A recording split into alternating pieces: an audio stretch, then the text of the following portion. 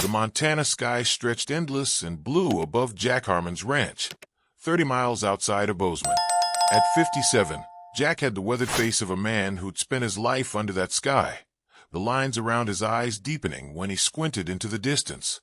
This morning, he'd risen before dawn as usual, the September air carrying the first whispers of fall. Jack mounted his quarter horse, Dusty, and set out to check the fence line along the eastern border of his property, where it met the reservation. The boundary between his ranch and the Crow land was more than just a fence. It represented centuries of complex history, something Jack acknowledged with quiet respect. 3 hours into his ride, Jack spotted something unusual in the shallow creek that cut across both properties. A flash of color against the rocks caught his eye. "Whoa, boy," he murmured, pulling gently on the reins. Dusty halted, snorting softly. Jack dismounted, his boots crunching on the gravel bank as he approached. What he'd thought might be discarded trash was actually a small figure crumpled at the water's edge. His heart seized in his chest. "Hello," he called, moving faster now. "Hey, can you hear me?" It was a girl, Native American. Couldn't be more than 16 or 17. She lay half submerged in the shallow water, her black hair spread around her like ink. Her breathing was shallow, her copper skin feverish to the touch. A nasty gash crossed her forehead, blood mixing with the creek water. "Jesus Christ," Jack muttered, immediately checking her pulse. Weak but present. Around her neck hung a simple leather cord with 3 eagle feathers and several intricate beads, the kind of traditional piece he'd seen worn during ceremonies on the reservation. With practiced movements, Jack removed his flannel shirt and wrapped it around the girl, lifting her carefully. She moaned softly but didn't regain consciousness. Jack whistled for Dusty, who approached cautiously. "It's all right, girl," he murmured to the unconscious teenager as he lifted her onto his horse. "I've got you." The nearest hospital was in Bozeman, too far away given her condition. The reservation clinic was closer, just a few miles north. Jack mounted behind her, cradling her slight form against his chest, and urged Dusty forward at a careful trot. As they rode, Jack tried to piece together what might have happened. There were no roads nearby, no signs of an accident. Had she been hiking? Running from something? The wound on her head looked like she might have fallen and hit a rock. The girl stirred slightly, her eyes fluttering open for just a moment. They were dark brown, disoriented with pain. "My necklace," she whispered, her hand weakly reaching for her throat. "It's there, still around your neck," Jack assured her. "Don't worry, we're getting you help." Her eyes closed again, but her fingers remained clutched around the feathered pendant. Whatever it was, it clearly meant something important to her. 20 minutes later, they approached the small health clinic on the reservation. 2 nurses rushed out as Jack rode up, likely alerted by his call from his cell phone. "Found her by the creek on the border of my property," Jack explained as they carefully took the girl from him. "Don't know her name. She was unconscious most of the time." "That's Maya Blackfeather," one of the nurses said, her face grim. "Her grandfather's been looking for her since yesterday evening." Jack dismounted, following them inside. "What happened to her?" "We don't know yet," the nurse replied, as they transferred Maya to a gurney. "But Joseph, her grandfather, he's going to want to speak with you." Jack nodded, removing his hat as he entered the clinic. The smell of antiseptic filled his nostrils, a stark contrast to the pine and sage scents of the outdoors. He watched as they wheeled Maya into an examination room, the eagle feather necklace still clutched in her hand. A nurse approached him with paperwork. "The doctor's examining her now. She's dehydrated and has a concussion, but her vitals are stabilizing. You might have saved her life, Mr. Harmon." Jack shook his head. Anyone would have done the same. "I've called Joseph Blackfeather," she continued. "He should be here soon. He's been beside himself with worry." Jack nodded and settled into a hard plastic chair to wait, his hat in his hands, wondering about the girl and the necklace she'd been so desperate to protect. Joseph Blackfeather arrived at the clinic 40 minutes later, his tall frame moving with surprising agility for a man in his 70s. His long silver hair was tied back in a traditional braid, and his dark eyes scanned the waiting room until they found Jack. There was a moment of recognition, The two men had seen each other at community meetings and local events over the years, but had never spoken directly. The reservation and the surrounding ranches existed in parallel universes, their inhabitants rarely crossing the invisible boundaries between their worlds. "You found my granddaughter," Joseph said, his voice deep and measured as he approached Jack. Jack stood, extending his hand. "Jack Harmon. She was down by the creek that runs through both our properties. Don't know how long she'd been there." Joseph's handshake was firm, his palm calloused from a lifetime of work. "I am in your debt, Mr. Harmon. The doctor says she might not have made it through another night out there." A nurse approached them. "Mr. Blackfeather, Maya is stable now. The doctors finished her examination.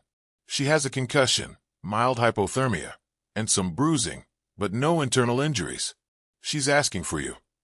Relief washed across Joseph's face. "Thank you." He turned back to Jack. "Would you come with me? I think my granddaughter would want to thank the man who saved her life." Jack hesitated, then nodded, following Joseph down the sterile hallway to a small room where Maya lay in a hospital bed. Her forehead was bandaged, and in 4 dripped fluids into her arm. Her eyes, clearer now, turned toward the door as they entered. "Grandfather," she said softly, reaching out her hand. Joseph moved to her bedside, taking her hand in his. "You gave us quite a scare, little one." "I'm sorry," she whispered. Her eyes shifted to Jack, recognition dawning. "You're the one who found me." Jack nodded, uncomfortable with the attention. "Just happened to be riding by." Maya's hand went to her neck, feeling for the necklace. It had been removed during her examination and placed on a side table. Joseph picked it up and gently placed it back in her hands. "The necklace is safe," he assured her. "Everything is going to be all right." Maya's eyes filled with tears. "I didn't lose it. I was so afraid I'd lost it." Joseph turned to Jack. "This necklace has been in our family for 4 generations. The center feather belonged to Maya's great-great-grandfather, a medicine man. The others were added by each generation since. It is more than just jewelry to us." Jack nodded, understanding the significance of such traditions. Maya mentioned it, even when she was barely conscious. Must be important to her. "It is," Maya said, her voice stronger now. "I was bringing it back from being repaired in town. The leather had worn thin." She looked down, embarrassment crossing her features. "I took a shortcut through the hills. There was a storm coming, and I thought I could beat it. I slipped on some loose rocks near the creek. That's the last thing I remember." Joseph sighed, squeezing her hand. "When you didn't come home, we organized a search party. We were looking in the wrong direction, toward town. If Mr. Harmon hadn't found me..." Maya trailed off. Jack shifted uncomfortably. "Just glad I was there." A doctor entered the room, clipboard in hand. "Maya needs rest now. We're keeping her overnight for observation, but she should be able to go home tomorrow if all goes well." Joseph nodded and leaned down to kiss his granddaughter's forehead. "I'll be back in the morning. Rest now." As they left the room, Joseph turned to Jack in the hallway. "My people have a saying. A stranger is a friend you haven't met yet. I would like to invite you to my home when Maya is released. It would honor me to properly thank you." Jack had lived beside the reservation for nearly 30 years, but had never been invited into a Crow home. The invisible line between their communities had always seemed uncrossable until now. "I'd be honored," Jack replied simply.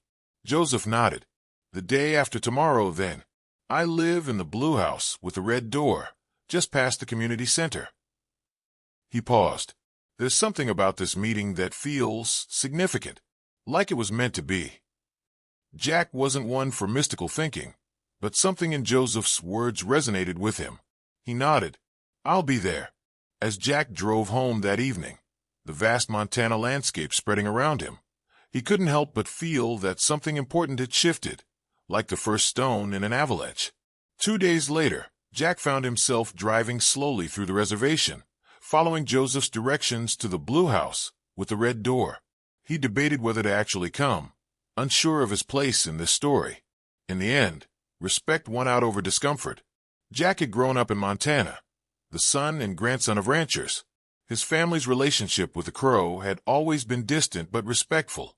His father had taught him that the land had belonged to the crow long before it belonged to the Harmons, and that fact deserved acknowledgement. He pulled up to Joseph's house, a modest single-story home, with carefully tended flower beds along the front. The promised blue paint was faded by years of Montana weather, but the red door looked freshly painted. Jack parked his truck and approached, a bottle of good whiskey in hand, a peace offering of sorts. Before he could knock, the door swung open, and Maya stood there, looking remarkably recovered. The bandage on her forehead was smaller now, and color had returned to her cheeks. "Mr. Harmon," she said with a smile, "Grandfather said you were coming. Please come in." Jack removed his hat as he stepped inside. The home was warm and inviting, filled with a mixture of modern furniture and traditional crow artifacts. Photos lined the walls, family gatherings, ceremonial events, and what appeared to be Maya's school pictures through the years. Joseph emerged from the kitchen, drying his hands on a dish towel. "Jack, welcome to our home." "Thank you for having me," Jack replied, offering the whiskey. "Didn't want to come empty-handed." Joseph accepted the bottle with an appreciative nod. 18 years old, you have good taste." He gestured toward the living room. "Please sit. Dinner is almost ready." Jack sat on a comfortable sofa, and Maya took a seat across from him, the eagle feather necklace once again around her neck. "How are you feeling?" Jack asked her.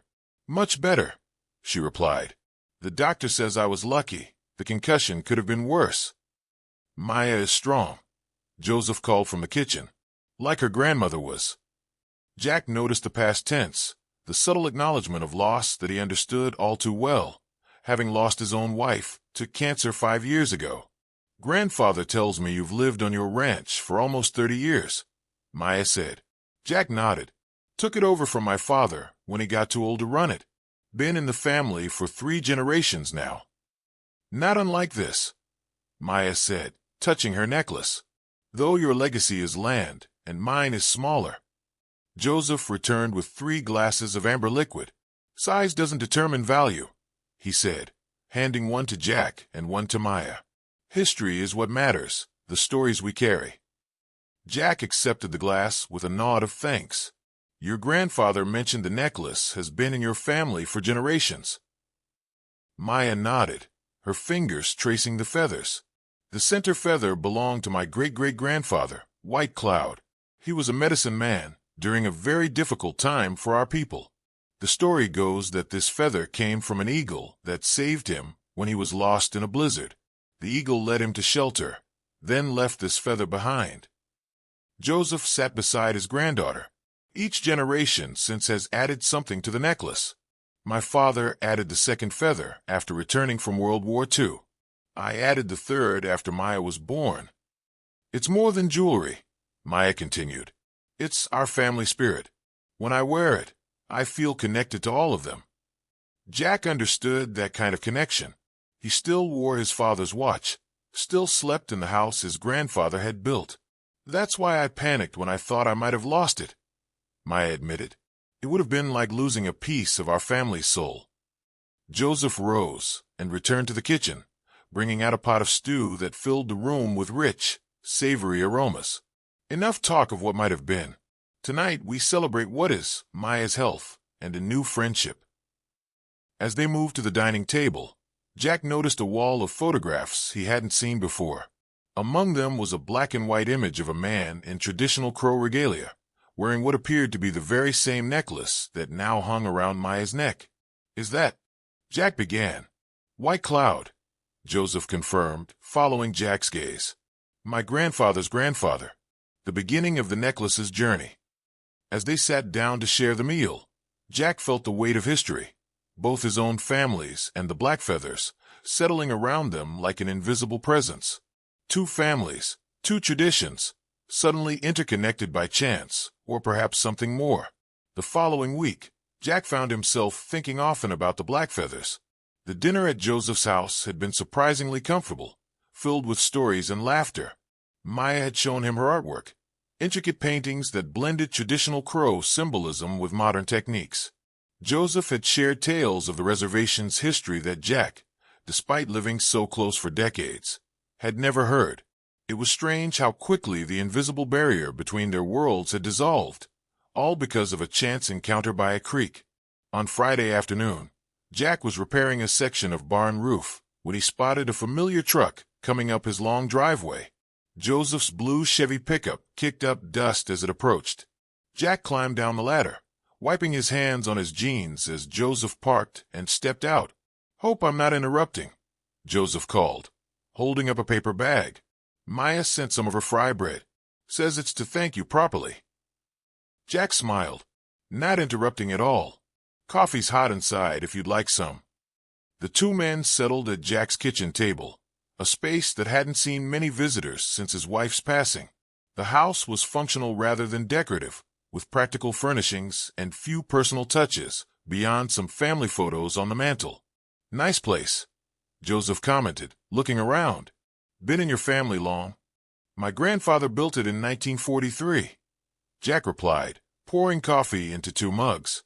"Added onto it over the years, but the bones are the same." Joseph nodded appreciatively. "Like the necklace. Same at its core, but growing with each generation." They sat in comfortable silence for a moment, 2 men accustomed to the quiet rhythms of rural life. "Maya's doing well," Joseph finally said. "Back in school now.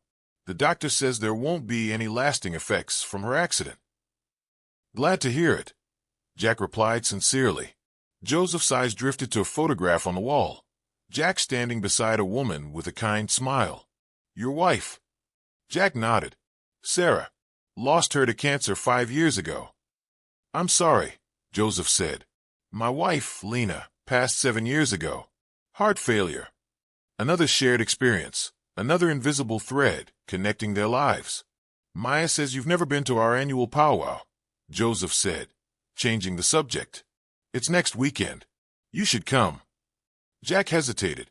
"Wouldn't want to intrude." Joseph shook his head. "It's open to everyone. Besides, you're practically family now." The words hung in the air between them, surprising both men with their truth. Something had shifted when Jack found Maya by that creek. A boundary crossed, a connection formed.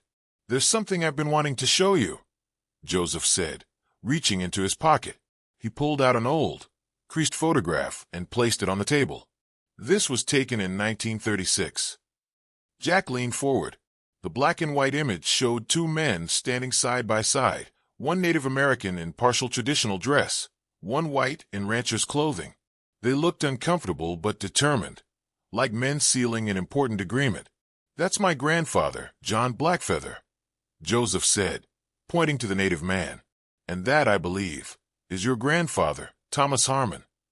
Jack stared in disbelief. "Where did you get this?" "Tribal archives. I went looking after meeting you. Thought there might be a history between our families." "What were they doing together?" Jack asked, studying the unfamiliar image of his grandfather as a young man. Joseph tapped the photo.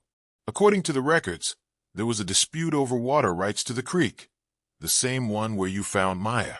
The reservation was suffering a drought, and your grandfather agreed to share access to the creek, even though legally, he didn't have to." Jack sat back, processing this information. He never mentioned it. "Nor did mine," Joseph replied. "But they found a way to work together when it mattered, just like we did." Outside the window, the Montana landscape stretched toward the horizon, the same land their grandfathers had stood upon, making decisions that echoed through generations. "Maybe finding Maya wasn't just chance," Joseph said quietly. Jack wasn't a superstitious man, but he couldn't deny the strange symmetry of it all. The creek, the 2 families, the unexpected connections spanning decades. "Maybe not," he conceded. As Joseph prepared to leave, he paused by the door. "The powwow starts at noon next Saturday. Maya's dancing in the competition. She'd be honored if you came." Jack nodded, decision made. "I'll be there." After Joseph's truck disappeared down the driveway, Jack returned to the photograph still on his kitchen table. He studied his grandfather's face, wondering what other stories from the past remained untold, what other connections lay hidden beneath the surface of their separate lives. The powwow grounds hummed with activity as Jack parked his truck and surveyed the scene. Colorful tents and booths formed a large circle around a central dancing area. Drums pounded in rhythmic patterns that seemed to vibrate through the earth itself. People in elaborate regalia mingled with others in everyday clothing, creating a kaleidoscope of tradition and modernity. Jack felt conspicuously out of place in his clean jeans and button-down shirt, his cowboy hat pulled low over his eyes. He'd never attended a powwow before, despite living so close to the reservation all these years. "Jack, you made it." Joseph's voice cut through the crowd as he approached, dressed in a ribbon shirt with intricate beadwork. "Come, I saved you a seat in our family section." Jack followed Joseph through the throng, nodding politely at curious glances. They arrived at a cluster of chairs, where several of Joseph's family members sat. Joseph made introductions, cousins, nieces, nephews, all regarding Jack with curious but welcoming expressions. "Where's Maya?" Jack asked, scanning the crowd. Joseph pointed toward a large tent on the far side of the circle. "Getting ready for a dance. She's competing in the young women's traditional category." A woman who had been introduced as Joseph's sister leaned forward. "Joseph tells us you saved Maya's life. Our family owes you a great debt." Jack shook his head. "Anyone would have done the same." "Perhaps," she replied with a knowing smile. "But it wasn't anyone. It was you." The announcer's voice boomed over the loudspeakers, calling the young women's traditional dancers to the circle. Jack watched as a group of teenage girls emerged, each wearing elaborate regalia featuring beadwork, feathers, and jingling metal cones. He spotted Maya immediately. Her outfit was predominantly blue and white, with intricate beadwork patterns across the bodice and fringe that swayed with her movements. The eagle feather necklace hung prominently around her neck, catching the sunlight as she moved. "She looks—" Jack searched for the right word. "Connected to her heritage." Joseph finished for him. "When she dances, she carries all the generations before her." The drums began, and the young women started to dance, their movements precise and meaningful. Maya's face was a study in concentration as she stepped in time with the drum, her feet seeming barely to touch the ground. "The traditional dance tells a story," Joseph explained quietly. "It represents our people's connection to the earth, to our history. Every step has meaning."